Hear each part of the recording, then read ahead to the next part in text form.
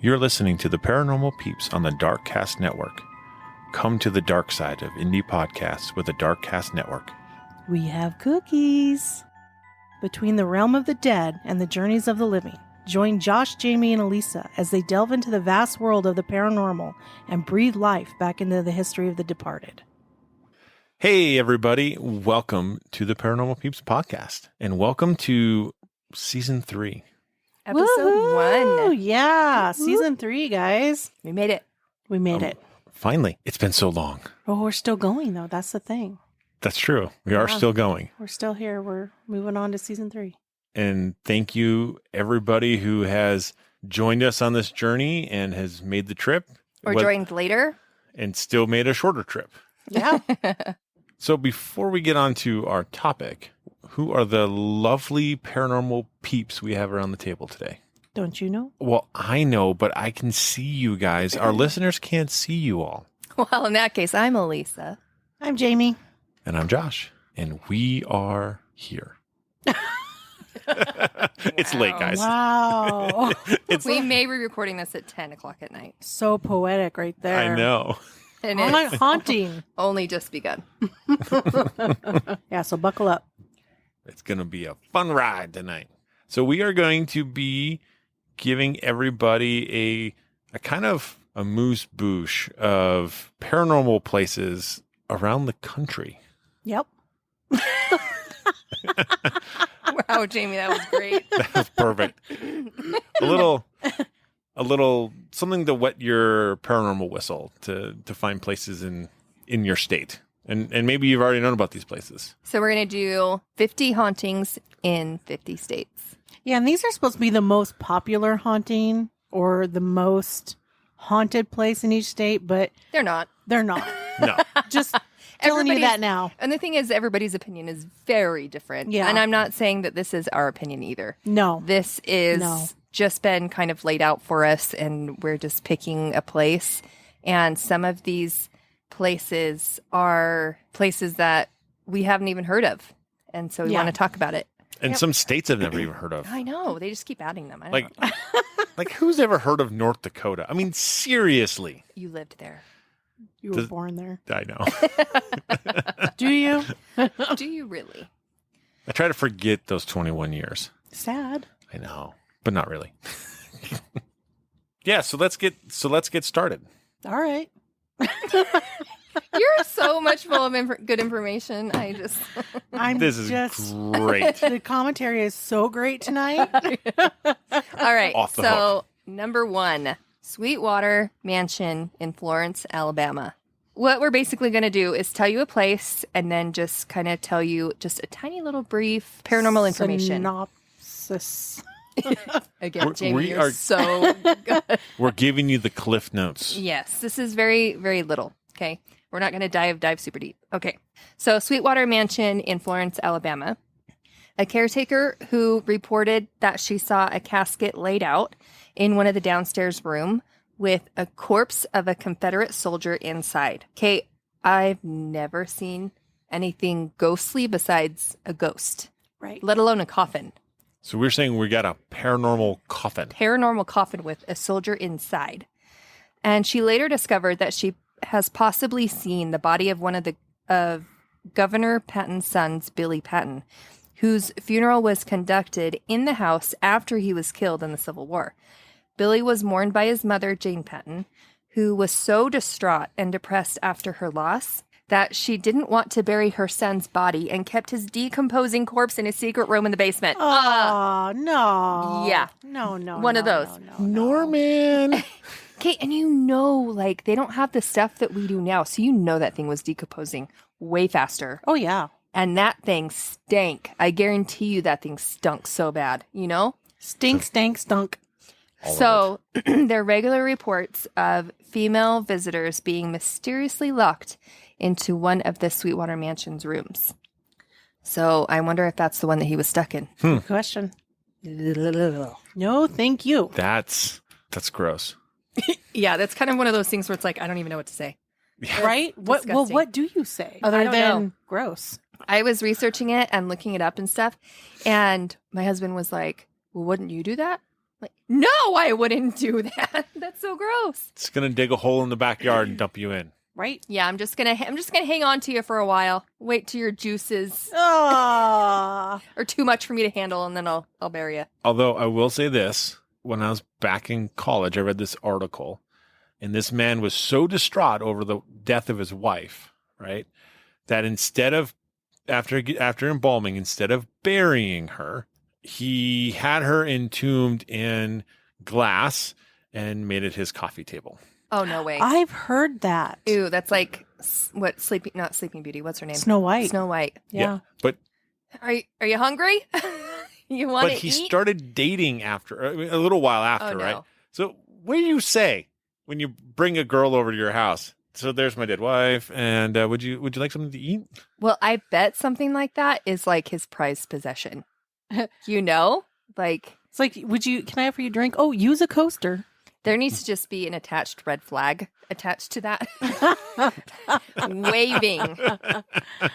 Oh my goodness. Well, I mean, imagine the grief for them to even do that. Well, if you think about it, like she probably doesn't understand or hasn't been taught anything about life after death, or maybe she doesn't believe in life after death. I mean, everybody gets grief and stuff like that, but I feel like when you believe in life after death and being like together with your families after you die and anyways, I feel like it's still hard, right? But it's not something that you can't handle. Right. It's something that you mourn and that you go through, and yes, you cry your heart out, but then give it a little bit of time and you're good, right? Yeah. It's not something where you feel like you have to hold on to them because you feel like you're never going to see them again, you know?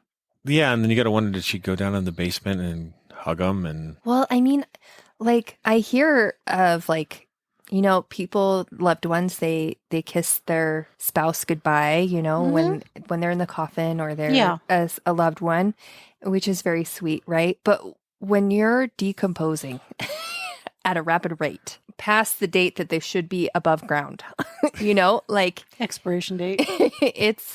I'm sure it's a bit nasty. I can't imagine that would be something. How really would you wanna do. not gag and throw up?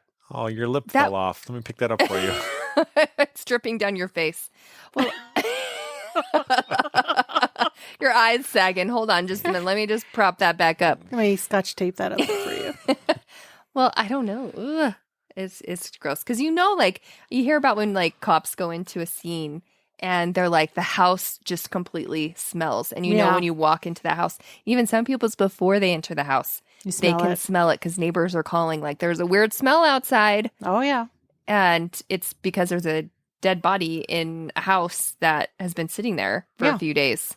Yeah. Well, and it's an unmistakable smell, just like if you're driving along a road where there's a decomposing animal that's been hit and you get a whiff of that. Mm-hmm. It's Yeah. unmistakable what that is. Yeah. And it's not a pleasant smell by far. No. So I can imagine that woman's Wow. house was freaking nasty. Okay, on to the next. All right. So we're not going in any, we're not doing alphabetical order. We're just going with it. gonna, we'll do all 50, we'll cover all 50 states, but in no particular order. Yep. Okay. So moving on to Kentucky, there's a place called Liberty Hall, and this is a historic house and museum, and it was built between 1796 and 1800 by American statesman John Brown. So the best known haunting of this location at Liberty Hall is the Gray Lady, and they believe her to be the ghost of Margareta Varick. I think I'm pronouncing that right. So she actually ended up passing away on July 28th of 1817, and it was after becoming ill one night.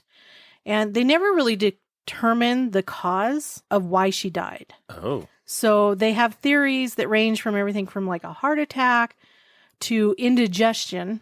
Is that something you die of? I mean, I guess... Never heard of anyone dying of indigestion. Yeah, but back then, who knows? Well, and it could be listed as a problem for different symptoms too, though. Yeah. Or they thought maybe it was a just exhaustion from her long, hard travels because she was going to see her son she was in New York. She was going to Illinois to see her son. And along the way, she ended up stopping in Kentucky. No, I know. That's what I said. That doesn't make sense. You went a little south. Right? There. But who's to say that she wasn't taking a different route? She's for taking the whatever scenic reason? route. Okay, fair enough. Right? But she ended up stopping to see her niece in Kentucky. That's where she fell ill and died by morning. Wow. It happened that quick. She fell ill that night and then Died before morning. I wonder how she was traveling, though, because... Well, it was back in the early 1800s. So... Because she died. Horse and carriage. then. Yeah. Yeah. So That's a long the ride. exhaustion, Anyways, And that's not comfortable. no, And it's like a month. Mm-hmm. it's a long trip. journey. So she's been seen many times over the years in all different places of the house, and in an upstairs window, they've seen her standing there looking out. They also call her like our beloved ghost. So for 3 consecutive nights, many years later, after she had died, she appeared in this room to this one woman 3 nights over and over. But the feeling that they get from her is that she's just a very kind-hearted and gentle spirit. That's so cool. Yeah. See, it's experiences like that I'm like, hey, I want that. Right? Like I want to have something like that, like a good, Yeah. like, A really lovely experience. yes. And so in 1965, someone who was taking pictures actually captured a picture, and they believe that they caught the ghost of the Gray Lady. Oh, in it. wow. And we will actually post that Oh, that's awesome. on our That'll sites. be fun to see. I got the picture. Oh, that's awesome. Yeah. Pretty cool. That's not the place I thought you were going to say when you said Kentucky. Well, this was in Frankfort, Kentucky, Yeah. this particular one. It's just when I hear paranormal Kentucky... You think Waverly Hills. I think Waverly. Right out of the gate. Yeah. That's why I think some of these are good because they're places that we haven't heard of. Exactly. Not all of them. There's going to be a good chunk of them that we've heard before. But, Yeah. But some of these are off the beaten path of what we most commonly think of. Mhm. Yep. So, Exactly. and that's nice. That's kind of refreshing. Yeah. It does make it nice. Why always cover the Same old. Yeah, the most known places. Yeah, exactly. So we're going to move a little northwest of Kentucky and end up in Ohio. And we're going to stop at the Franklin Castle in Cleveland, Ohio. Ooh, castle. I know, right? Hopefully they got a dragon. A drawbridge? Well, moat? I guess we'll just have to go and find out. I guess so. Darn. This castle was built between 1881 and 1883 by a German immigrant, Hans Tiedemann. Him and his family lived there peacefully and wonderfully in this small but luxurious 20-room home. Small. Small? I mean, they 20 considered rooms? mansions like, here's 7 rooms and it's a mansion. So small 20 rooms back then. Yeah, sure it is. Right? Small. They lived there happily for a few years until their 15-year-old daughter, Emma, died of diabetes. Aw. Sad. I know. Suck. And- That's a whole lot of suck. In 1891. And then slowly the rest of the kids passed away. Does it say how? Various reasons. So one just passed away immediately. And they're like, well, that's weird. They didn't really give a whole lot of reasoning behind it, at least what I found. And then, the last one was a young infant that passed away. So there was thoughts that the family was cursed. Yeah, because when you basically lose you lose all your kids. Yeah, exactly. I mean, honestly, I'd feel the same way. Oh, yeah. You Can you know, imagine we're the cursed. depression Yeah. that you would have? And, no thanks. Losing all your children, that's horrific. I can imagine that losing one would be extremely difficult, But all let of them. alone all of them. And then you're like, all of that is gone. Yeah. That'd be terrible.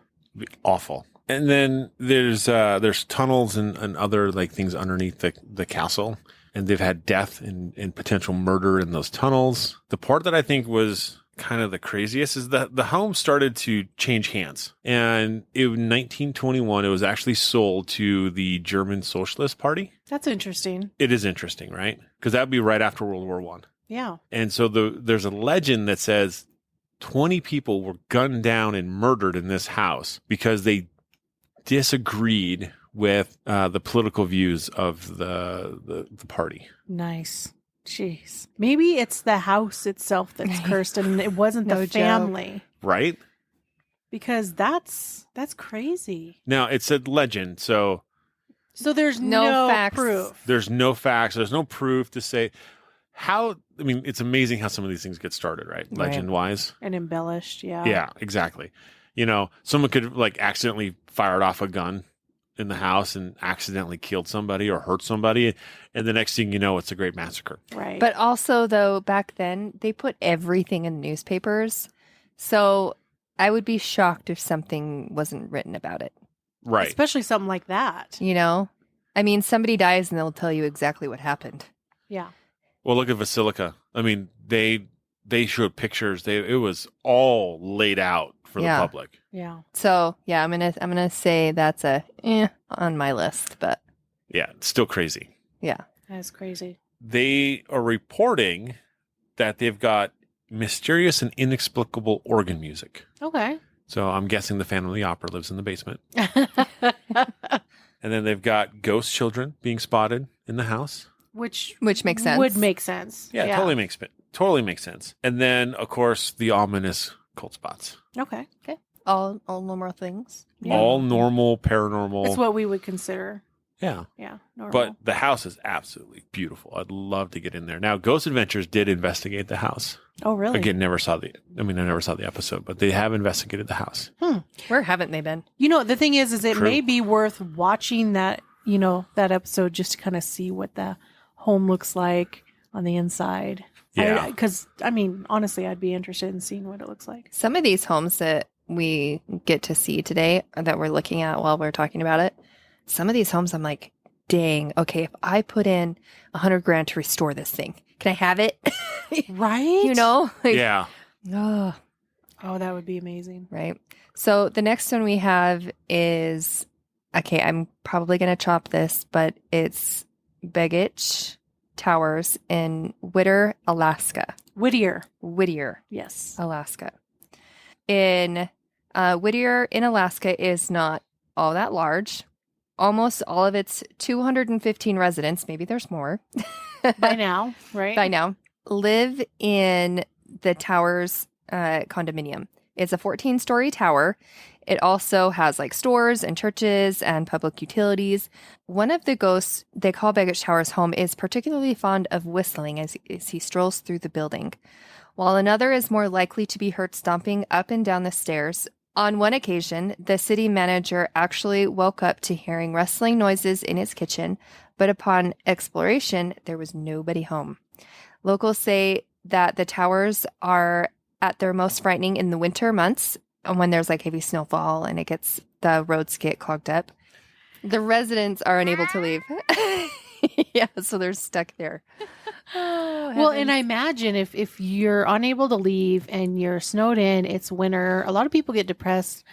They get cabin fever. Mhm. That would be very difficult. Well, and it's going to amp it up, Oh, 100%. you know, because The that's something that emotions. they feed off of, Yeah. right? So Well, and you gotta remember, this is Alaska, so I'm sure there was no sun at that time either. yeah, No. You're You're snowed dark in all in the day. dark. Yeah. all day, all night.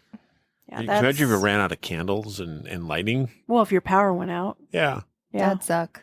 That would suck. Everybody huddle together, Right? Yeah, that would be tough. burn furniture. Don't mind the fact that you're in a condominium. Yeah. Alaska's a strange. Well, it's not strange, but it's very different from what most of us are used to. Well, you lived there. I did for almost a decade. Yeah. Yeah, until 92.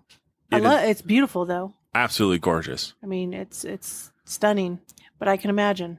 Yeah. So, all right. So we're going to move on down the line to Louisiana. And I would agree that this is probably the most haunted place there. Or maybe it's just the most well known. So, Let's hear it.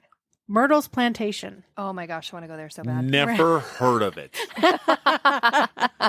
We've been hiding under a rock. Table. Yeah. Wow. Anyways. So Myrtle's Plantation was built in 1796 and it sits on about 80 acres of really beautiful scenic Mhm. land. The greenery alone. Like I love Oh yeah. like leafy trees and all the grass and just, Yeah. gorgeous. The drive up is absolutely stunning. How do you know? Yeah. Because if all the TV shows that have shown driving Oh, you up, act like you've seen it. Yeah, You're like, only like, in he TV. totally talked like he actually went there. You should have just gone with it, Josh. Yeah, the problem is I've never been to Louisiana. That's where Alan is from, That's awesome. my husband. Has he been there? I don't know. He was born in Baton Rouge. Oh, okay. Baton Rouge. Baton Rouge. No one speaks French around here. Okay, so in 1820, Judge Clark Woodruff and his wife Sarah, they bought and actually had the house remodeled. Woodruff had numerous slaves. It was just that Typical time. for the time. Yeah. Yeah, very typical for the time.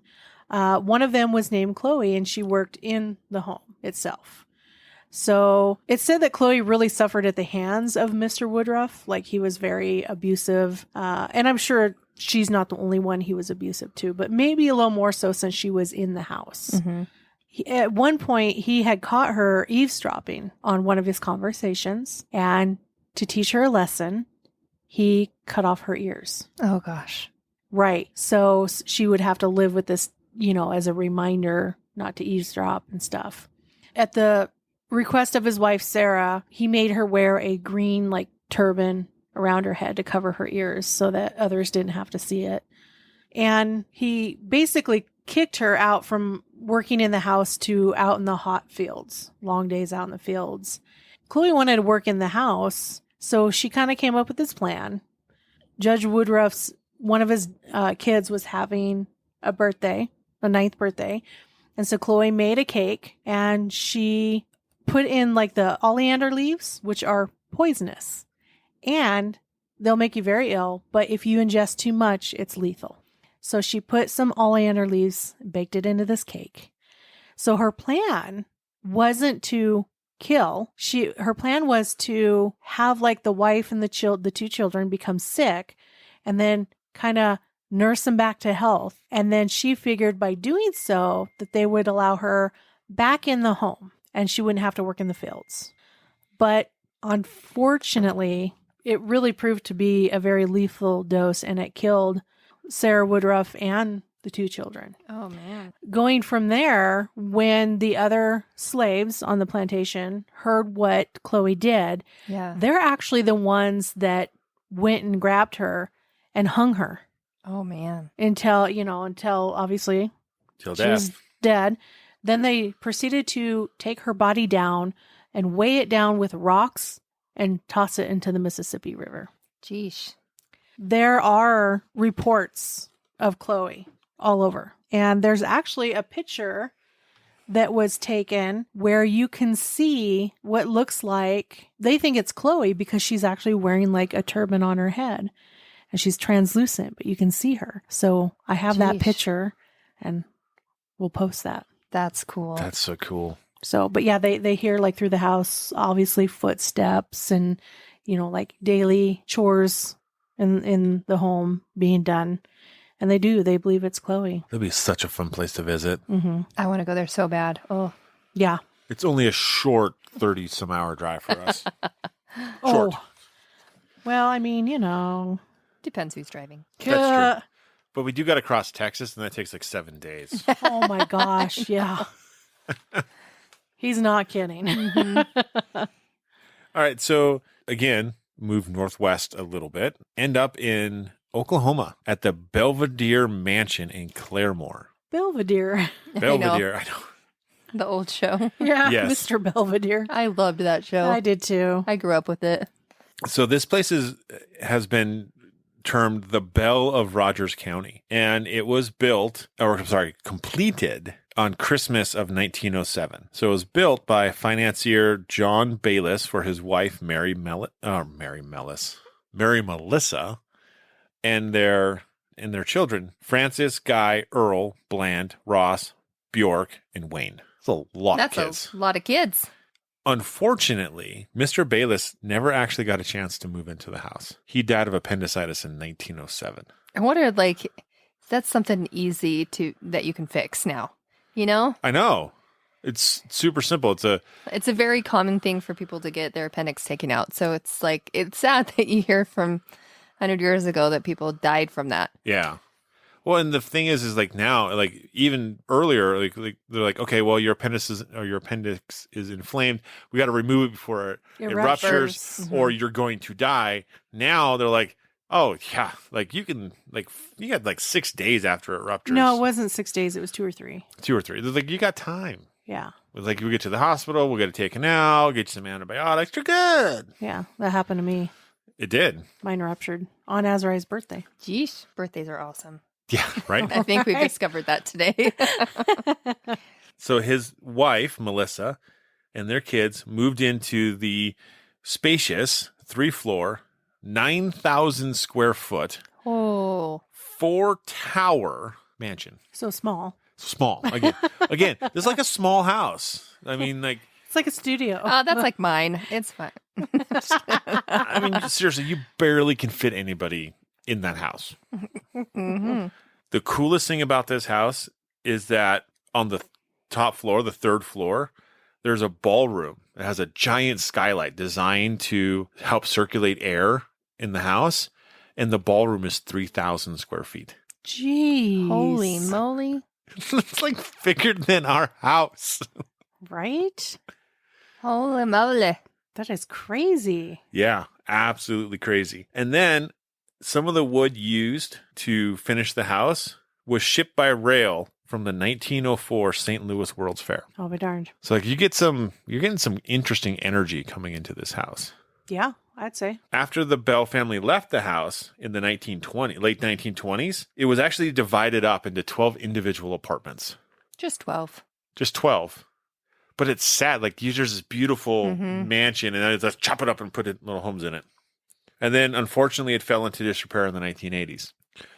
The interesting thing is that they're reporting hazy figures, toilets flushing on their own, random grabbings, and then they're getting mysterious hot and cold spots. Hot spots? Hot spots. Oh. Which we've experienced those before. Yeah, but they're not common. They are not. So they get hot and cold spots. The random grabbings is the one that's interesting. Mm-hmm. Like someone's getting goosed in that building. Now, they didn't say who they think the actual spirits are there, but I mean, it was built in 1907, so we're talking 114 years, 15 years now. I mean, it's old. Yeah, so that's cool. It's hard to say who's actually haunting there, but I have a feeling that probably Mr. Bayless is still living there. I think he's probably watching over his own property. Yeah, for sure. Okay, so for the next one is the Rawson House in Phoenix, Arizona. So it was built in 1895. This is a Victorian home. It is one that I would be like, okay, can I live there? But it's like, it looks spooky in the day, you know, because it just kind of has enough of like the points on top of the roof and, you know, just to make it's beautiful, but give it just that tad bit of that eerie feel to it. So it became a museum, and the caretaker that worked there and lived at the museum for like 20 years. He didn't live inside. He did for a little while and then renovated it. And then he moved into a trailer outside, just like 30 feet away. One night he locked up. He was walking out to his trailer and he was shot and murdered. Yeah. And this was in the 80s. So like he had been taking care of this place for a long time. Most of the activity happens after hours, reported by the living caretakers throughout the day. The staff and the visitors sometimes experience things too, like the doors locking on their own. They have been locked out of a room when nobody was on the other side. Items are moved around the mansion by unseen hands, and fireplaces have radiated heat when there wasn't anything burning in them. The spirit of a man has appeared in front of the staff and other caretakers, and there are enough clear details of the spirit that are reported by witnesses to identify it as being the murdered caretaker. So they hear footsteps going up and down the stairs. There's sounds of someone going about their business at hand and have been heard in places where the living aren't. So in places where people aren't walking around. Right. So it's not far-fetched to see why they believe it's the old caretaker. I mean, it's all legit stuff. You know what I mean? It's like he's going about his normal... It's not far-fetched. Yeah. Yeah. His normal routine. When you have especially someone like this caretaker who loved this place Mhm. and has lived inside the house. He Yeah. lived in the house in the 60s, I believe, Yeah. and moved out in like 69 or something. And then continued to take care of it after. Yeah. And when you've worked there till the day you die, then you fall in love with the place and you want to continue taking care of it. It's not hard to see why he wouldn't leave even after death. Yeah. Very, very common, right? Yeah. At least in what we would consider common for the hauntings. Well, you do hear it quite a bit. There are a lot of stories like that out there. Yeah. But they're understandable too. Well, they are. It's that labor of love, right? Yeah. Yep. Exactly. That's pretty cool. I don't think I had ever heard of that place. Yeah. Some of these. I have not. Yeah. That's Some of pretty these we will not hear of. All right. So now we're going to move on to Maryland. The location is called Hager House. Basically, Hager House is just a 2-story stone house, right? And it dates back to about 1740. Ooh. So the house Old. was actually built by Jonathan Hager, who was a German immigrant. And he actually was also the founder of Hagerstown. Down in the basement, it actually has 2 spring-fed pools of water. So it's providing a secure water source, which is pretty cool. Which also helps with activity. Yes, it does. Yes, it does. Absolutely. Years later, Hager sold the property, then known as Hager's Fancy, to a man named Jacob Roher. Sounds Your good to guess me. is as good as mine. We can call him Marley for short. No, let's not do that. And we wonder why stories get changed from facts to Right? malarkey. So anyways, after he sold the house to Jacob, the house actually remained in his family and Jacob's family until 1944 when it was acquired by the Washington County Historical Society. They restored it, and the house was then given to the city of Hagerstown in 1954 and opened to the public in 1962 as a historic house and museum. Nice. Since then, for the past few decades, so the curators, tour guides, even guests, they've all experienced presence of what they would call otherworldly pranksters. So, and they're the typical tales of like disembodied voices. We hear about that a lot. Yeah. Objects that are being moved by themselves. Yep. Of course, sound of footsteps and heavy objects being drug across the stone floor up in the cellar or down in the cellar. Ooh, so like that's- furniture being drug across That's it. cool. Some people spot a woman looking out the window, and a lot of people actually get this really gnawing sensation that they're being watched. I mean, who hasn't at one point or another gone somewhere where you feel like somebody's watching you? Yeah. Whether you are or not, you get that feeling. So the nursery, they say, is especially spooky because the cradle, as well as the rocking chair that are in that nursery, they will rock on their own without the aid of any human. I want to see that. That would Right. be awesome. That would be so awesome. Even if you just put a static camera in there and let it catch it with nobody in the house, Right? Yeah. just amazing. Yeah. Obviously, they've reported temperatures that rise and fall. So we always hear of cold spots, but the temperatures can actually rise. So this is like the mansion where they get hot spots as well. Yeah. So, and then there's this doll, and she's made out of a corn cob. So she's a corn cob doll. This corn cob doll, is moved by unseen hands, and the tour guides there really suspect that it belongs to one of the children who actually once occupied the house. That's cool with the whole doll thing. I want to see that too. Be kind of creepy though. Like you're walking down the hall and then you turn around and look and there's a doll just sitting there in the middle of the floor. Well, it's like, have you Elf on the Shelf, right? Yeah. About the doll in the hall. Have you ever heard of that one? No. It's so during Halloween you do doll in the hall. So you put a doll in the hallway and it just like every night it moves to a different spot to freak the kids out. That's scary. A lot of the visitors to the Hager house ask if, anyone died in the house. And well, the answer is yes. And the known deaths are numbered to be 13. Oh, that's a lot. That's a lot of people dying in a house. Some obviously died naturally. Some died by accidents, and they think some perhaps not by accident. Ooh. I don't think it's been proven, or it could just be rumor. They've had paranormal investigations in the house, and that they found that the kitchen in the home really emits more of a feminine energy, right? Which would make sense. Yeah. That makes sense. The woman's place back then was In the kitchen. In the kitchen. Back then. Oh, you watch you it. watch it. You're surrounded by women right now. Get I know. clobbered here in a minute. And while the trading post, which is the room opposite, it renders more of a masculine energy, which that also would make sense, right? Yeah. So guides say they've seen both in and around the house with actually some regularity that they see apparitions. There's reported to be a little girl who latches onto women, and they think she might be the one moving the doll, little girl. Oh, that makes sense. It'd probably be her doll Yep. They need to put like a camera inside the doll, That'd be so cool. right? or GPS. It's moving, Detect movement. right? Would you be crazy? It's like you put a GPS in it and you see it. It's in the kitchen in 1 minute, and the next minute it's all the way across in a different room without a path that has moved. See, that's what I've always been so curious about. Like, people lose objects and things, and I legit believe in that stuff, that ghosts somehow can move them. I totally believe that. But it's like, how do they get moved without being seen? That's a great question. It is such a mystery to me, because I have never heard of a story of anybody catching thing. Like, it's just slowly floating through midair, going and landing on another place or inside a drawer. You know, like, I never hear of that. I hear things flying across the room and landing on the floor just because they want to chuck something at you. But I have never heard of an object going from point A to Mhm. point B on purpose. Right. Yeah, not normally, no, at all. I've never heard it. Yeah.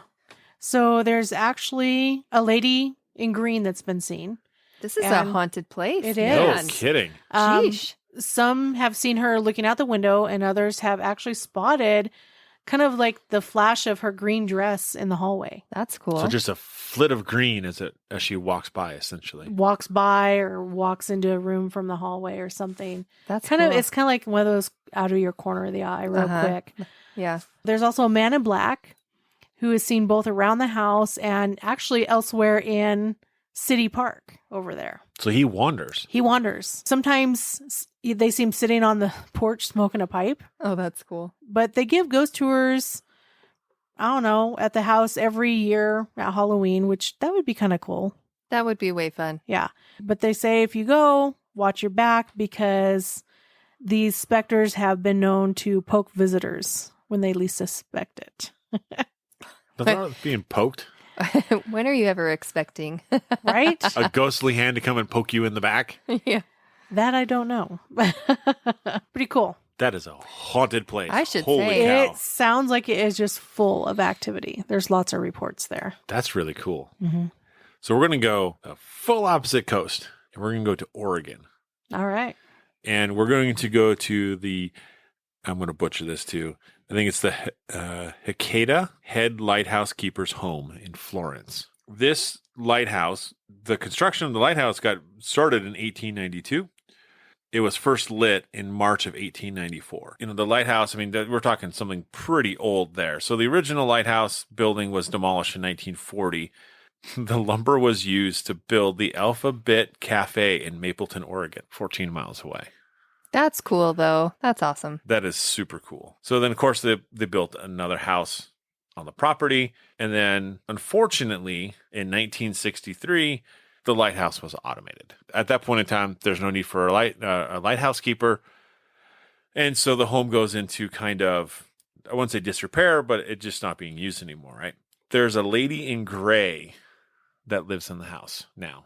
I've heard a couple of these ladies in gray Yeah. lately. Huh. Go from lady in white to lady in gray.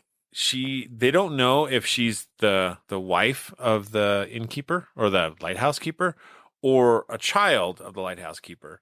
Although there's been no official reports of a child being born at the place, they did find a grave of an infant girl on the grounds. Oh, I wonder if it has like a headstone and stuff, or They didn't say; just said they found a grave huh? Interesting. of an infant girl. So which means they must have found maybe it wasn't actually marked and they just found it and said, well, there's a little girl there, unfortunately. They don't actually know the name of the ghost, but they believe that the name is Rue. So that name came through a Ouija board session in the property. So it's never been really fully Proven. Yeah. but that's what came through during a Ouija board session. Interesting. Now, the interesting thing is this lady, she doesn't like people renovating the house. Surprise. Yeah, it usually kicks up or kicks up activity. Exactly. So there was a group of painters who were in there painting the house, right? And they had to spend the night in the place. And so they're in there spending the night, and the fire alarm starts going off randomly. There's no fire. There's nothing going. There's no smoke. There's nothing. There's just fire alarm going off. They're like, okay, this is really annoying. Let's take the batteries out. Put the fire smoke detector back, right? Didn't work. It keeps going off. Oh, It's got no power. that's crazy. So it's not one of those smoke detectors that's hardwired into the home and then has batteries for backup in case there's a power outage. Right. I mean, It's just battery operated. just a battery operated smoke detector or fire alarm. That's what they're saying. Okay. And so they're like, well, maybe Rue didn't like the color of the paint. Yeah, she does not approve. She does not approve at all. Other things that have been reported, doors being open and closed, cupboards being open and closed, stomping on the floors. And then, of course, people have seen the lady in gray. Oh, another lady in gray. It's only haunted by a single spirit, supposedly, but she definitely sounds very active. Sounds like the stomping is like her having a hissy fit. Like And the opening and closing of the doors Yeah. and stuff. Yeah. Yeah. like showing her displeasure with remodel and Yeah. things she doesn't approve Like, of. this has changed. This is not how. I don't like it. Uh-huh. This Yeah. is not what I want to see. Yep. Yeah. So on to Pill Mansion in Bentonville, Arkansas. So this was built in 1875 by Samuel, and he and his daughter Minnie are said to be haunting it, and Minnie plays the piano, and you can see it play by itself. Kind of the story behind it. The English family moved into the home in the 1920s. Marjorie was a little girl who had a twin sister. And one day she was playing tennis and felt pain in her side, but the doctors couldn't find out what was wrong with her. Being a twin, sometimes the appendix is on the opposite side of where it should be. And that was the case here. And the appendix had swelled and ruptured. And the surgeon was called for and arrived with his nurse. And by the time, Marjorie wasn't doing very well. The kitchen tables were brought to the upstairs bedroom and scrubbed down, and sawdust was put on the floor. And the surgeon opened her up, and the infection was so bad that the nurse fainted. I'm sure the smell was like terrible. I don't know if you guys have It's like ever bile. well, if you ever have smelt infection before, it smells so gross. It's like Oh, I can only imagine. because I was a dental assistant and I used to work in it was kind of like an Instacare for dental assisting or for dental. There were people come in with like golf ball size or softball size, not softball, baseball size infections in their cheek. Like an abscess? or- Huge. Yeah. Baseball size. Like huge. Ow. Yeah. We'd have to cut it open and drain it. And that is a terrible smell. Like a terrible smell. The doctor determined that there was almost no chance that she would survive. The doctor didn't even sew her back up. The nurse was left behind to care for the girl. For the next 10 days, the girl stayed alive. At one point, Marjorie woke up to see her father beside her crying. And she asked him why he was crying. And he said, because you're so sick. And she looked at him and replied, don't worry, I feel so wonderful. And you know what that means. Yeah. I mean, you know that when they feel that good, they're Nothing's good. they're going to die. At that point, she did pass away, and the father called the nurse who pronounced the girl dead and put a sheet over her body. And Marjorie slowly felt herself being lifted up and passed through the wall. The next thing she knew, she was in a meadow and she was floating above the ground. And at that time, she couldn't see any colors. And everything was peaceful and quiet, and she wasn't afraid. And there was a bright light, and she felt that it was beckoning her. So she headed toward it, but ran into something, and it wouldn't let her go any further. She tried to go around it, but she couldn't. She was unable to do anything but go back to the way that she came. Marjorie was under the sheet for 5 hours, when all of a sudden somebody saw the sheet move. They pulled the sheet off of her, and much to their surprise, they found her alive. They went ahead and dressed the surgical wound, which I'm sure they closed it up and Yeah. all of that. Mm-hmm. And when she was able, the family moved her to a bed downstairs where she could be part of like the family activities, and she fully recovered. And one time after Marjorie was married, she brought her husband, William Tolson, back to the house. At that time, the house was owned by Lee Allen. As the Tolsons walked around the house, she noticed that the room where she had her surgery was locked. when she asked why, she was told, I didn't want anyone going into that room because it was haunted by a little girl. Interesting. So she tried to tell them that she was the one who died in that room, but they didn't believe her. Oh, wow. Can you imagine, like, That's crazy. I'm the one who died in that room, but yet you're still alive? Like, Yeah. how freaking cool is that? That is that is something right out of a Hollywood movie, honestly. Right? Sounds like it. So that sounds like it's a repeat. I wonder if it's like a repeating thing. Like, what's the word called? I can't even. Residual? Oh, they're saying reincarnation. No, not reincarnation. Residual. Residual. I couldn't think of the word. A residual haunt. Mhm. And It it's just plays being over. the energy that was produced during that time or whatever. But Which I'm sure was massive. Like a lot of panic and terror and everything else going on. well, and there was a Absolutely. lot going on in that room, from the surgery to her being like, I mean, your stomach is left open. Yeah. Like, and you can't put things on it. It just No. has to be left open. And bleh, yuck. Yeah. Interesting enough, I had a friend in junior high, and then he had this scar right up his center of his stomach. I'm like, what is that? That's where his appendix was. Mhm. It ruptured, and it took them 2 days to figure out what was going on Oh, wow. Jeez. How? because it was in the wrong spot. That's crazy. He's complaining of stomach in the center of his abdomen, yeah. and they only took him in because he passed out. Jeesh. Wow. Lucky to be alive, I'd say. Yeah. And this was in the 1980s. Yeah. So it was still kind of dangerous with the whole, appendix rupturing piece. It's not like today. Right. Yeah. It's different. Vastly different. Vastly. Okay, so this one I know everybody's heard of. I'd be surprised if you haven't. This one takes us to Massachusetts, and this is the Lizzie Borden house. I want to go there so bad. 40 wax. 40 wax. Liz, what's the poem? Do you remember the poem? Lizzie Borden had an ex and gave her father 40 wax, or mother 40 wax. When they'd seen what she had done, she gave her father 41. Yeah, Isn't Yeah. that it? Yeah, that's it. that's it. My mom taught me that one. No, Go, Mom. go mom. Yeah. So obviously, everybody knows this story. I don't know that I buy that it's haunted by Lizzie Borden. I just don't think it is. Okay, so who do you think it is haunted by? Well, nobody knows for sure, right? But here's the thing. There are relatives of the Borden family, Yep. okay, that used to live in the house that was next door in like this little Cape Cod home. But there was like a wife and I think it was like 2 children, right? Okay. And it's reported, that this woman who had these kids, she was suffering from postpartum. Okay. So she had 3 kids. Okay. So it's reported that one day she went upstairs and took a straight razor Oh, no. and committed suicide. Oh, no. And she did this after she basically threw 2 of her kids in the well.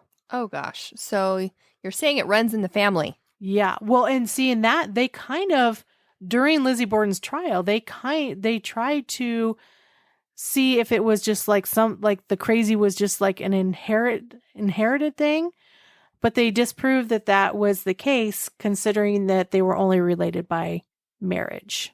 Oh, okay. So the husband was related by blood, and so were the children, obviously, like second cousins, Got you, but not the girls. but not the wife. yeah. If you watch some of the shows that they go to the Lizzie Borden house, and there's this little room that's upstairs.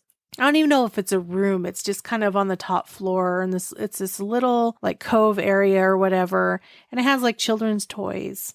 And they can hear the children's toys sometimes going off in there, like things are moved and all that stuff. Do you ever wonder if it's not these children that were thrown down the well, just right Yeah. next door Yeah. all those years ago? I mean, it would make sense. It would make sense to me. Well, and too. I'm sure they were in that home and were Mhm. comfortable with that home. And Yeah. because, I know back then it was like family lived close by each other so they could help each other and rely on each other Yes. and work together. And I'm sure there was a lot of collaborating with each other on getting things done, making dinners, if there was like a farm or, anything like that. I'm sure they were Oh, exactly. all very close. Yeah. Yeah. So, anyways, paranormal investigators today who actually have visited Lizzie Borden home, they they go through a lot of pains to try to contact these ghostly children that were killed. So, and then Andrew and Abby Borden would be done to death by a hatchet on August 4th, 1892. I mean, they hear childish laughter, sounds of playing on the second and third floors. A lot of people will leave toys for the ghost children. So it seems to more center around The kids. And from things that I've seen on TV about it, it seems to be more leaning towards, spirits of children than it does like Andrew or Abby Borden, who were killed Right. with an axe. You wouldn't expect them to be playing with toys in that avenue. Well, exactly. And it like, I haven't really seen any reports of them claiming that it's Andrew or Abby Borden. No, and I've seen videos of like ghost hunters going there and, other people, and they haven't gotten. Yeah. No. So, and not to mention that Lizzie Borden and her sister, They after moved. she was basically acquitted, Mhm. they moved to a whole nother place. Yep. Where they lived out the rest of their days. I mean, I think her sister actually moved out of that other place as well, but I think that's where Lizzie spent the rest of her life. And supposedly the house that Lizzie Borden lived in and then subsequently, I don't know if she died in there, but she lived there till her death. Mhm. That home just went up for sale. Well, the Lizzie Borden home went up for sale as well, not that long ago. Yeah, both homes went up for sale. Yeah. But they say that her home is also her second home was also haunted Yeah. as well. See, I'd be interested to investigate that one. See, me too, because that seems more If it's going to be plausible. anybody, Yeah. if it's going to, there's more of a chance that she would be Yeah. haunting there. But I Right. mean, there were rumors that, everybody thought Lizzie did it. Some think her sister actually was involved. Yeah. Even though they said her sister was out of town at the time, they somehow think that she's linked in there somewhere. But yeah, they found Andrew Borden on the little lounging couch, pretty much unrecognizable. And they found Lizzie's stepmom up in the bedroom, laying face down alongside the bed. And she just... And there's pictures of it. Yep, and There are pictures out I have there. those pictures. They actually Yep. have them in the Lizzie Borden house too. Yep. If you and- really want to see them. Yeah, I mean, we'll even if post you really them. want to see them, You they're can just look them online. up. Yeah. They're not hard to find. Nope. All right. So we are going to go to Altoona, Pennsylvania, in case you're wondering. And we're going to the Baker Mansion. Now, this home was built in 1849 by an ironmaster, Elias Baker. So he lived there with his wife, Hetty, and their two sons, David Woods and Sylvester, and their youngest child, a daughter named Anna. Now, Elias had, really high hopes for his children, right? And Anna was reportedly to be a beautiful woman. Of course, she's going to attract suitors. And so this young man started courting her. Unfortunately, her dad didn't think that he was suitable enough, didn't meet his standards.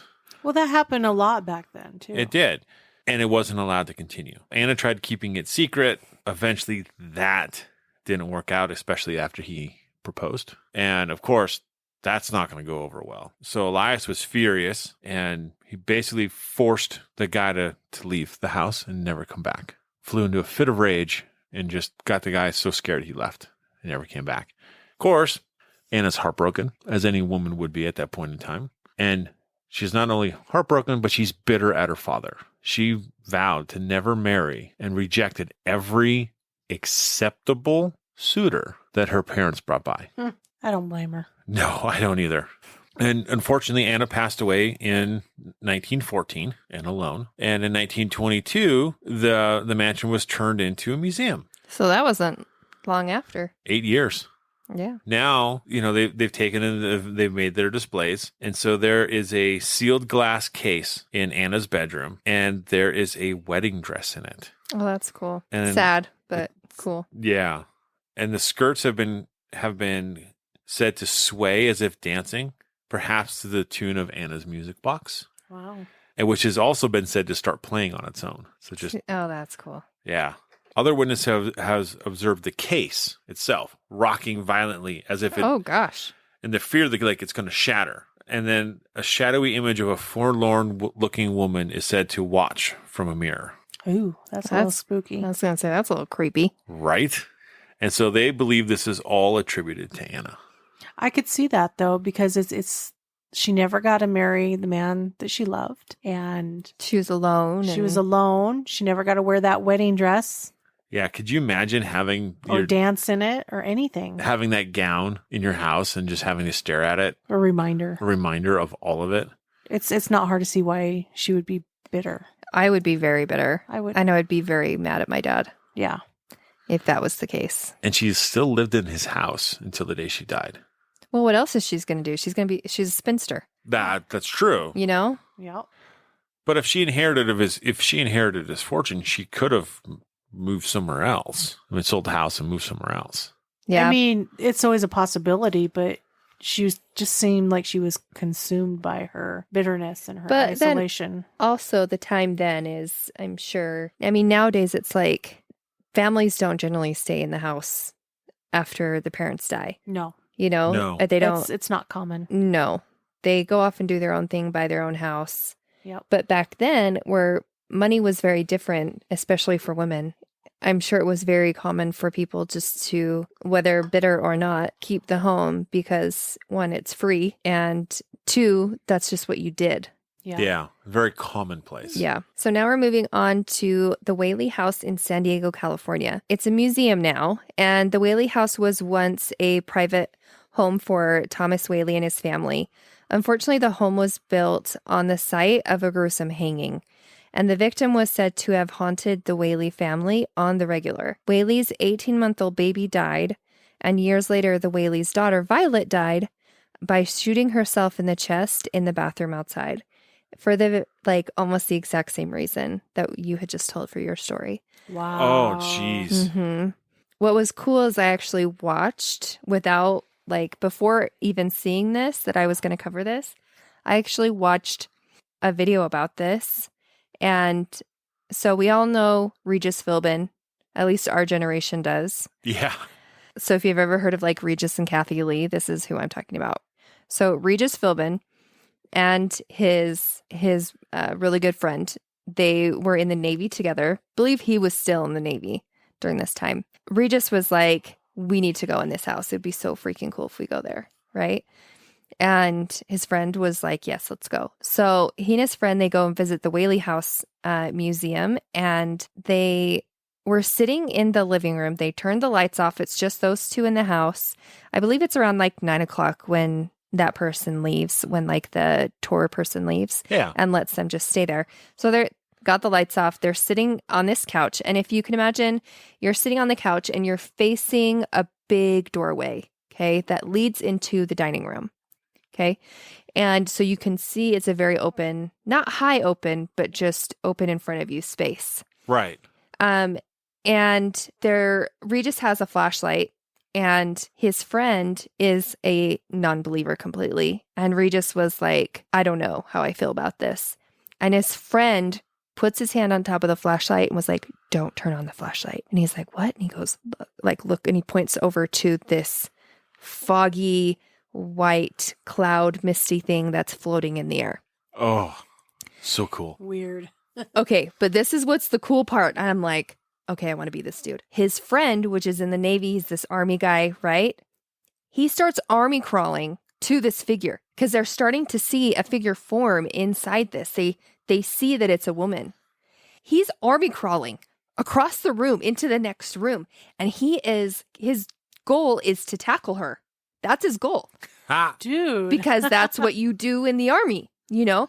And so Regis starts freaking out because the feeling in the room changes. And, he's kind of back in the room by himself while his friend is off toward the ghost.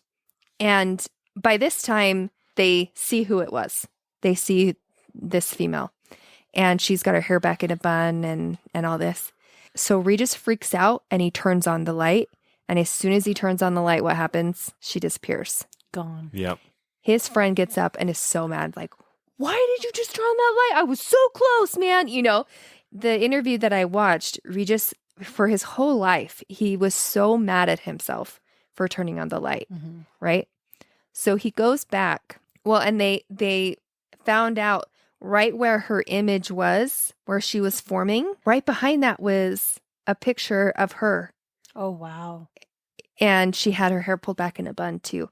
And so they were like, okay, we know it was her. And it was the Thomas Whaley's wife. He went back to the Whaley house later, and he was on Celebrity Ghost Stories.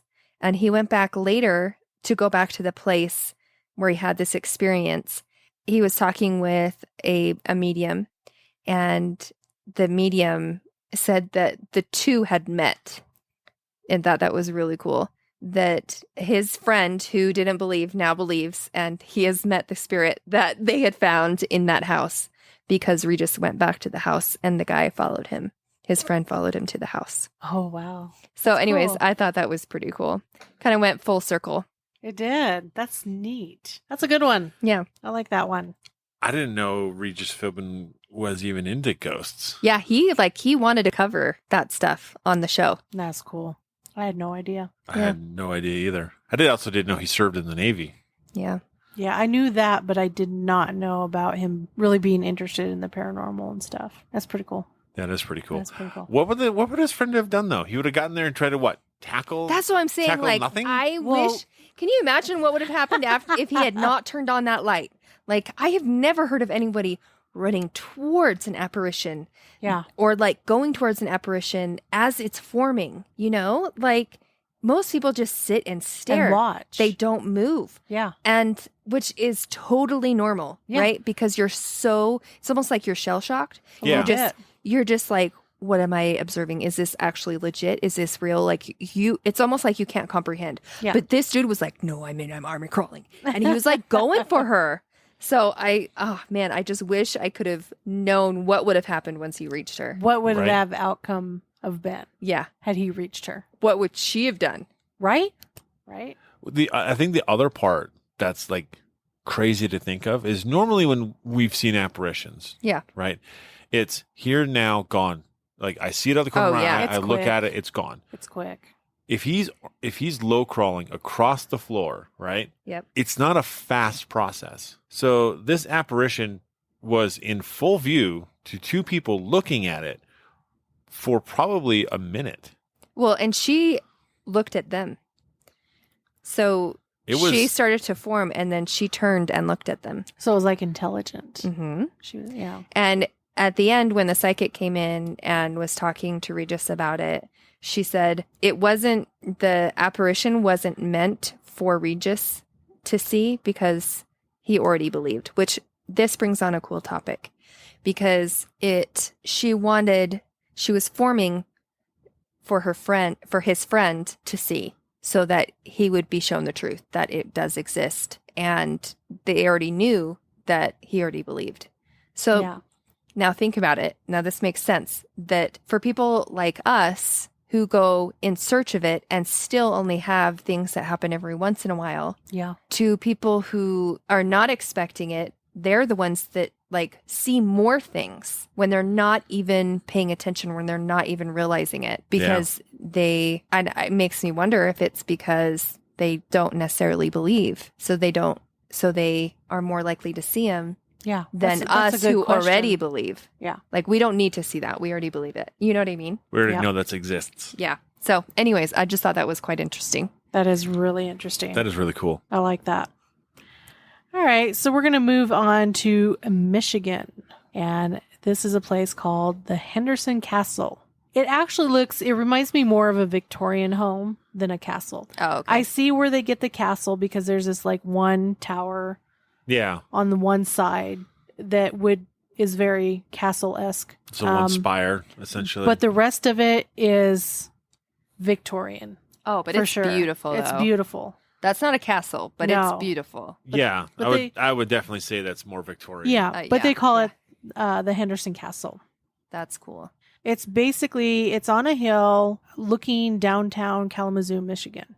The castle was actually established in 1895, and they're saying it's been recently renovated. Now, this article is from probably a while ago because it says it's under new ownership since 2011 and is open to the public. So the story of this home began with Kalamazoo resident Frank Henderson.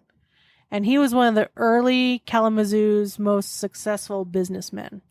So he was the owner and president of the Henderson Ames Company, which basically made uniforms for like secret societies, fraternal organizations, and the military. So Mr. Henderson's wife, who's named Mary, she had actually inherited a plot of undeveloped land on the western edge of Kalamazoo before the company's large success. And Mr. Henderson actually dreamt for a long time of building a grand like suburb on this land. Oh, cool. And so that dream actually came to fruition in 1888. And then he enlisted the help of surveyors, engineers, landscapers, architects to actually plot the land and create Kalamazoo's first natural site plan, is what he called it. And then in 1890, Mr. Henderson was ready to build his home in his new residential district. So it's kind of a Queen Anne style house. And if anybody's seen the Queen Anne style homes, they're actually beautiful. It's full of character. Oh yeah. It's got style. Yeah. I'm telling you, it's not like today's homes. There's some nice ones out there, but I think Today's homes nowadays, there is hardly any character. yeah. Whereas back then, the style Yeah. that they had, oh my goodness. The wraparound porches, Just all of it. The shapes, all Just the different shapes. everything. Yeah. The Queen Anne style house was actually designed by C.A. Gombert, and he was from Milwaukee. The $72,000 building costs included 7 baths, one with a 13-head shower. What? That's what it says. That's going to get you in all the nooks and crannies. Right? Every last one. Might even make some new nooks and crannies. It also had an elevator. It had a 3rd floor ballroom. It actually had a hot tub on the roof, which was added later, like years later. Dang. The exterior was constructed of Lake Superior sandstone and brick, that's pretty cool. And the interior wood included like mahogany, like bird's eye maple, which I've never heard of that one, quartered oak, birch, and American sycamore. And the castle was actually built with 25 rooms in all, and it really brought out, like, it was made with the most expensive tastes of that time. So when the house was finished, they had this grand housewarming party, which was in 1895 when it was completed. And Mr. Henderson, he didn't live long in this residence. He actually died in 1899. And his wife actually remained at the castle until 1908. After she moved away, 9 different parties have owned the Henderson Castle. So in 1957, the house was purchased as a future site for a Kalamazoo Art Center. But when the Institute of Arts remained down in downtown Kalamazoo, the castle became the property of a liberal arts school. But the castle's been in 3 movies, all of which were horror films, so including In the Woods. It has also been featured on the Discovery Channel, as well as House Hunters. Ooh, House Hunters. I'd pick it. Right? It says that today the historic home is actually turned into an inn where you can go and stay. Oh, So yeah. the report that visitors have seen the ghosts of the original owners, Frank and Mary Henderson. One of a veteran of the Spanish-American War has been seen there. And I'm sure they probably identify him by his uniform. I'm sure. Yeah. Because how else would you? Yeah, right? They also report seeing the ghostly specter of a little girl and a dog. Say often that the spirits really try to communicate to the living, so they really want you to know that they're there. Right. And so they try to communicate to the living mostly through unplugged radios. Sweet. Oh, no, that is awesome. Yeah, So you're saying we need to go and bring a radio. that's exactly what I'm With saying. no batteries in it. I'm ready. Yeah, I mean, that one's another good one. I had never heard of this place either. So That's cool. All right. We are now going to travel to the home, at least the home state, of one of the most famous paranormal investigation groups out there, Okay. Ghost Hunters. Woo. yee. We're going to Rhode Island. I like ghost hunters. Me too. And They're my favorite. We're going to the Mine too. Sprague Mansion in Cranston. Right on. Haven't they gone there? They have, 2007. This house was owned by the wealthiest family in town. And the first encounters with ghosts happened in 1925. That's pretty early. That is really early. Guests reported seeing a ghost on the elegant and central stairway. And then 3 years later, an Ethel Duckworth, who was the wife of Cranston Printworks manager, reported having been alone in the wine cellars down in the basement, right? She saw a white, filmy thing brush against her arm. Well, A wouldn't she white have filmy thing? White, Yeah. filmy thing. You say she saw it, but wouldn't felt she it. have felt it She too? felt it. Okay. And then on another occasion, it brushed against a visitor's arm. It likes arms. It likes arms, Well, at least that's where it stays. right? And then, so funny enough, the guy who had his arm brushed against, he left the house and has never returned. Oh, spooked him that bad, huh? Spooked him that bad. Yeah. I've had worse. Yeah. I've been through worse. Icy presence have been felt in the house, and there have been sightings in the mirror scattered around the mansion. So apparitions in the mirrors. Now, the interesting thing is no one knows who the apparitions are. And so there's kind of a handful of ideas of who could these people be, or who could the ghost be. So they don't know, but they suspect. They don't know, but they suspect. Some people believe it's not even a member of the family at all. It's actually Charlie the butler. Now, this legend began with Bob Lynch and some of his Brown University classmates. They were doing night watchman duty at the mansion in 1967, right after it was bought by the Cranston Historical Society. They were trying to sleep at night, and all of their blankets were thrown off the bed, each one claiming to not be the one joking around. So they ended up constructing a makeshift Ouija board. Oh, sounds like a smart plan. Yeah, always Right? a great idea there. When they were communicating, it spelled out, "Tell me a story." Oh, yuck. I don't want to hear that story. No. Right? They said that they had contacted the ghost, who had a story to tell, of course, and he called himself Charlie. And he had been the butler of the wealthy family who lived in the mansion after the Spragues left, the original family left. I want a butler. That would be so nice. Yeah, I'll take one of those too. Right? And a cook. And they even said the Ouija board spelled out, "My land, my land." Oh. So it's trying to lay claim to that. See, and I ever wonder if it's like Native American that come through and like, this is my land. You never know. You don't know. I mean, I would understand it. Because some of these places that I've really like dove into, really guys, I'm struggling, have been traced back to Native Americans, and hauntings started there. Yeah. Yeah. You gotta wonder, like, how far back do these hauntings actually go? Right. So another candidate for this is Amasa Sprague. He was murdered as he left the mansion from a New Year's Eve party in 1843. Did they say how? He was, yeah, they do. He was found the following morning. His bludgeoned body was found face down beside the road, almost within sight of the mansion. He had also been shot in the wrist and bitten by a dog. Wait, what? Whoa. Yeah. Weird. So He was beaten to death. But he was shot shot in the wrist and bit by a dog. Gee, triple whammy right there. I wonder if the Dang. dog bit him after he was dead and was like, "What's this? I'm Yeah. hungry." You know? You never know. Jeez. Yeah. Like, was it a dog, or it could have been like a coyote, like a wild? Could have been a dog. coyote. Could have been Yeah. neighbor's dog. You never know. But the thing is he was within sight of the house.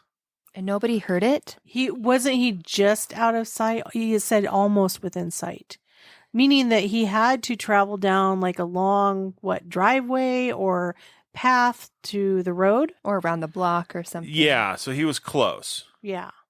But still, like, that's like, I mean, there must have been tons of people at the house. Well, not if he was like one of the last ones to leave. That's true. That's true. But yeah, he was beaten to death. That's sad. Because they said that they didn't see him until the next morning. Yep. That tells me he was probably one of the last ones to leave. Or just went a different way than everybody else. Possibility too. Or dropped there. I mean, You never know. You never know, right? Yeah, there's a lot of unknowns. So another possible suspect for this is Lucy Chase Sprague, who lost a fortune, her husband, her reputation, her beauty, and died penniless. Oh, that Dang. sounds terrible. Right. She lost her beauty. How does that just disappear? Got old, haggard. I don't know. I guess there's lots of possibilities for that. I went to bed pretty, woke up ugly. I mean, that does happen to me sometimes. That happens to me all the time. Amasa's brother, William II, whom many believe hired someone to murder his brother. In 1854, William was almost imprisoned for debt. 6 years later, he died of typhoid fever. At the time of his death, he was building his largest ever mill in Connecticut. The first William Sprague, who died of an infection after a bone lodged in his throat during a family breakfast. Ouch. He was the son of Governor William Sprague II, who committed suicide in 1890. Well, this is just a cheery one. Right? In October of 2002, at one of these, they call them Charlie the Butler ghost parties. I mean, I'm in. Right? Where's my invite? A group of women took out a Ouija board in the old parlor of the mansion. These women had no way of knowing that the oil painting of the lady hanging on the wall was Viola Lynch, who saved the Sprague mansion from being razed. She's the one that helped start the Cranston Historical Society, who saved this house. Oh, nice. Oh, So they had no idea that was her because it was done many, many Yeah. years before. Yeah. Love by her heartbroken husband, Bob Viola, who died earlier in 2002. So everybody was dead and gone at this point in time. And so they were doing this Ouija board session, and it spelled out the message VL. And then it said, "Tell Bob I need him." Oh, dang. Oh, yeah. Bob Lynch, who was also part of the Cranston Historical Society, was active and in good health in October of 2002. But by February 8th, 2003, he died suddenly. Oh, man. I guess she really did need him. Right? She brought him on over. She's like, hurry up and die. I need you on this side. Here, let me help you. So you have lots of potential candidates, No kidding. but Nobody knows for sure. But no one knows for sure. I mean, that's a lot of death. Yeah. Yeesh. This is a lot of tragic things there. Yeah. It's like, geez. And honestly, like, it's a beautiful home. Well, and things like that, I wonder if it has been so, oh yeah, that is really pretty. If it's been so tragic in the home, there's so much energy that's been imprinted. just seeped into the walls. Yes. Yeah. And so I wonder how much of that is, again, Residual. Yeah. and not like something new all the time. Yeah. So, And it's tough, right? Because it's like, it's tough to determine if it's residual or intelligent, especially if it's not interacting with you. or if you don't live there, Yeah. and it's not something that you are around all the time. We should go and investigate it We should. for like a Let's week, go. every night for a week. Right? And maybe we'll get like one EVP. Maybe. Maybe. Yeah. With all that tragic stuff, I don't know. I doubt we it. better get more than that. Well, they've caught orbs in the basement. Dust. Okay, and that's fair, but I mean, I don't put a lot of stock in orbs. Oh, That's an orb. yeah. That's a big But one. usually when you hear orbs, it's like dust Yeah. Yeah. or, lens flare. Every time I hear it, I'm like, Right, here we go again. yeah. Want to start a fight? Just go on a paranormal thing and say, Orbs. I believe in orbs. Orbs are Yep. real. All Or- of them. Or orbs are dust. yeah. Either way, one way or the other. Or post a picture of a really dusty abandoned house basement and say, look Look at at all all the these spirits. And there's like millions of them. All right. So now we're going to go on to the Molly Brown house in Denver, Colorado. I'm sure most of you hear the name Molly Brown and you're like, that name sounds familiar. Oh, yeah. Uh-huh. Okay. The home of Molly Brown and her husband JJ was originally built in the year 1882. The most famous owner of the home was Margaret or Molly Tobin Brown, a socialite who survived the sinking of the Titanic. Yes, she did. And she's on the movies. So this Titanic heroine survived the sinking of the Titanic ship back in 1912, and Molly earned the nickname Unsinkable Molly Brown because she was rowing the lifeboat for 7.5 hours to try to get to safety. The museum, it's turned into a museum. The workers and the tourists, to them, the home will randomly smell like JJ's pipe smoke. And at random times, the light bulbs will mysteriously come undone. And even some of the furniture have been rearranged. And what appears to be a spirit wearing a Victorian dress, so which they think is Molly. Their family members and past guests have been seen wandering the halls of the home, where others have felt like cold spots, and the cold spots change in location. Haha. So they'll move, It's on the move. which is cool because we have had that happen where, we'll find a cold spot. We'll all put our hands in it Yeah. and then it'll move and we'll go with it. Yeah. And it's cool. Sometimes it just goes up and down, or sometimes it just moves around within a foot or two, but it's really cool. Nothing underneath it, nothing above it, nothing around it. Just this one spot in midair. Mm-hmm. They did separate, and he didn't live in the house the entire time. So he moved out and she just stayed in the home, but they still will smell his pipe smoke. Oh, yeah. I believe it. Yeah. Phantom smells. Mm-hmm. And I've only smelt smoke a few times. So I've smelt it in an old theater. And I remember going up to the stairs to the balcony, I could smell smoke. Not like fire smoke, but like a pipe. Or cigar or something. Yeah, something like that. Yeah. It's really cool. Yeah.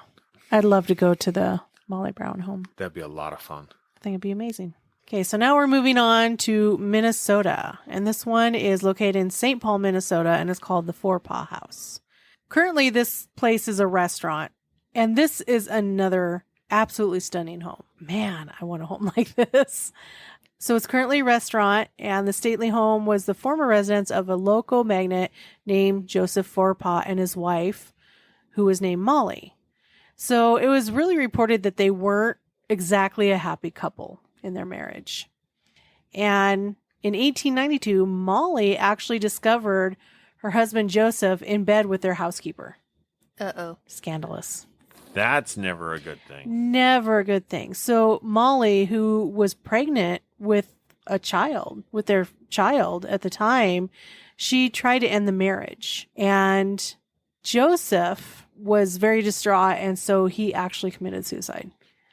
This is just awful. So he took the easy way out. Yeah. Yep. Then the story goes that Molly now, husband cheated, and Now she has to have a baby and Yep. raise it by herself. yep. Yeah. So, she tried to end the marriage because he cheated. So then he commits suicide because he's distraught. So now she's so distraught that she hangs herself. Oh, heavens. That's 3 lives. That's 3 snuffed out. lives. Yep. Just boom, boom, boom. So today, visitors to this home report seeing the couple actually in the dining area. Can you imagine seeing a couple of apparitions? That makes me wonder if it isn't actually residual. Well, that would It would make sense. it would make sense because honestly, if your husband cheated on you with the maid and he committed suicide and then thus you committed suicide, would you want to hang out with that dude in the afterlife? Nope. I mean, happier times? Nope. I mean, we don't know. This is But true. I lean towards residual for sure. Yeah. Molly is reported to be actually the more active spirit. So she's apparently been known to smash glasses and bang on walls. She's probably still ticked. Right? Every time she sees his ugly mug, she's Right? like, nope. Yep. She Smash a throws glass she throws a glass at him. and bangs on the walls. Oh. Not gonna happen. Not gonna do it. We're gonna move to South Carolina in Charleston at a place I believe I have actually heard of, the Battery Carriage House Inn. That does sound familiar. It does. This historic location was built in June of 1843, a couple of years ago. 1 or 2. Just a wee bit. And so the man who built the mansion, his name was Samuel Stevens. In around 1859, he sold the house to a John F. Blacklock. And so shortly after Blacklock moved in, the Civil War broke out. Perfect timing. Perfect timing. And so he ended up selling his land in 1870 to Yankee Colonel Richard Lathers. Kind of just, the place will bounce around a little bit. The part that I think is crazy is the amount of spirits that are in this house. That are reported. To be in this house. They've been reported by guests, as employees. People have gone in and done paranormal investigations in there. So some of the ghosts who are there. So they got room 3. And in room 3, a couple went straight to bed. Unfortunately for them, a peaceful night rest was not in the cards.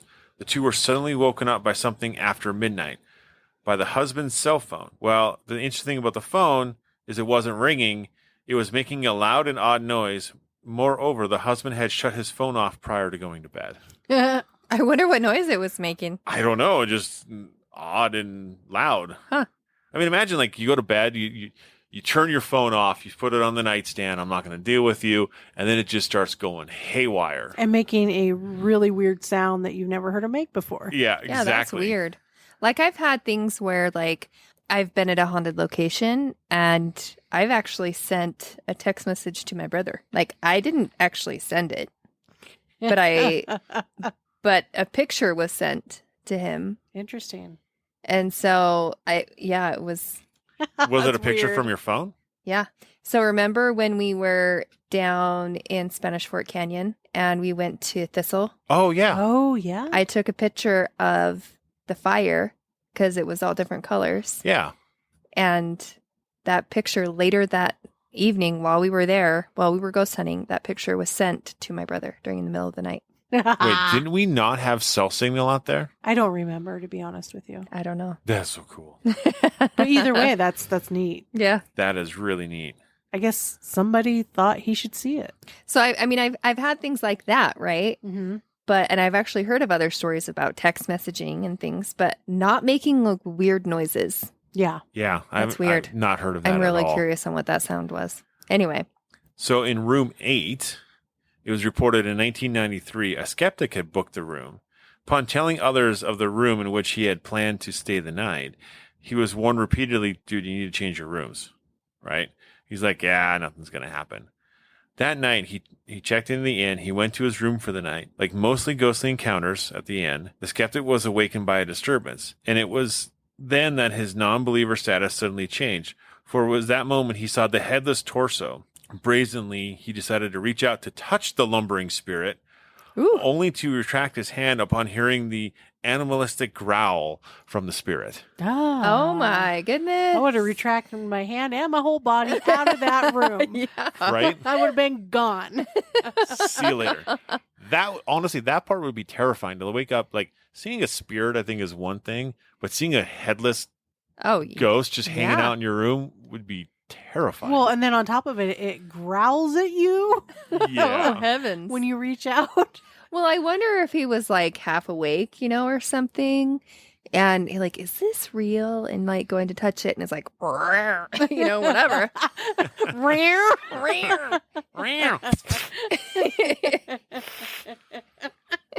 I doubt that's the growl I heard. but- Maybe that was the sound the phone was making. It made this noise. All right, Grogu. So room 10, they say this is if you want to see a ghost, this is the room you want to go into. We'll all fight for that room. Yep, Uh-huh. it's mine. Nope. Mine. I call it first, Okay, we're all going to camp in there. which means we won't see anything. Exactly. There'll be too many of us. We'll take turns. This one is called the Gentleman Ghost, and he is described as a grayish shadow, usually appears to be of average height and build, and tends to glide about the room rather stylishly. Ooh. He's quite fond of the bed, and has been known to startle guests by laying peacefully on the bed, kind of next to them. Well, one, I'm just picturing this ghost like stylishly gliding across the floor and then like Crawling Qui- in bed and spooning you. like quietly laying in bed and like being all seductive or Spooning you. Yeah. He gets this little tap on the shoulder. Do you want to be the big spoon or the little spoon? One woman was apparently so unnerved by her stay in the room that she spent the whole night reading the Bible. She eventually drifted off to sleep, awakening with the following morning with her Bible still clutched in her hands. Wow. she's a wee bit nervous. Just a wee bit. Just a little. They kind of think that the headless torso might have been a Civil War soldier who obviously died a horrible, grisly, painful death. Yeah. Well, all that's left is his torso. Exactly. I mean, too bad they didn't, he couldn't describe, the clothing of the torso. Yeah. That would have been it was a uniformed, Yeah, it would have been a little bit better giveaway, right? Yeah. it Although, would've. imagine you wake up out of your, kind of groggy out of your sleep, and there's a headless dude standing You're not there, exactly thinking about that. and then you touch it and it growls. The cool thing is, what did he do after that? Did he run for the hills? Did he just closes his eyes and reopen and it's gone. That's a good question. Like, I would have been like flipping the lights on and Oh, yeah. like, I probably would have been out the door. I probably would have stayed in the room and just hurried and turned on the lights. and just stayed there. Either that or just frozen in fear. I don't know. Yeah. Or Who just knows? pull the lady and grab the Bible and read for the rest of the night.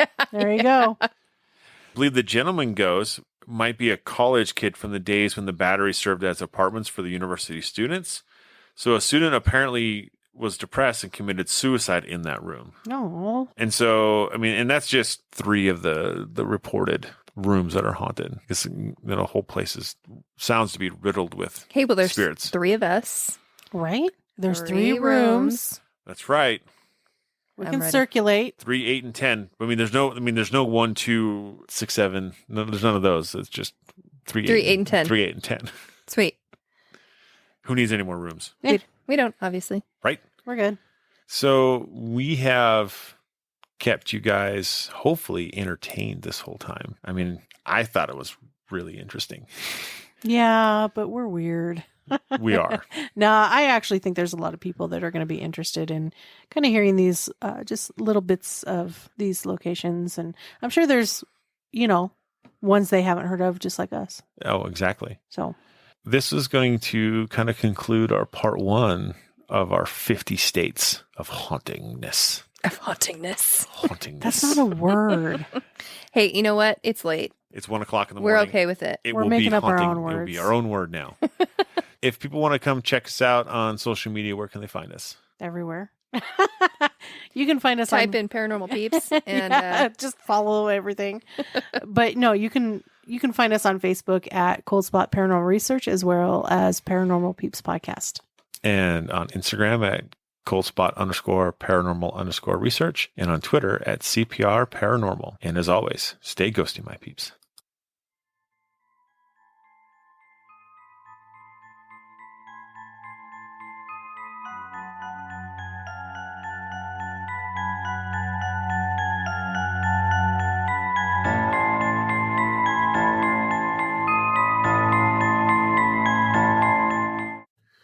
Thank you for listening to the Paranormal Peeps podcast.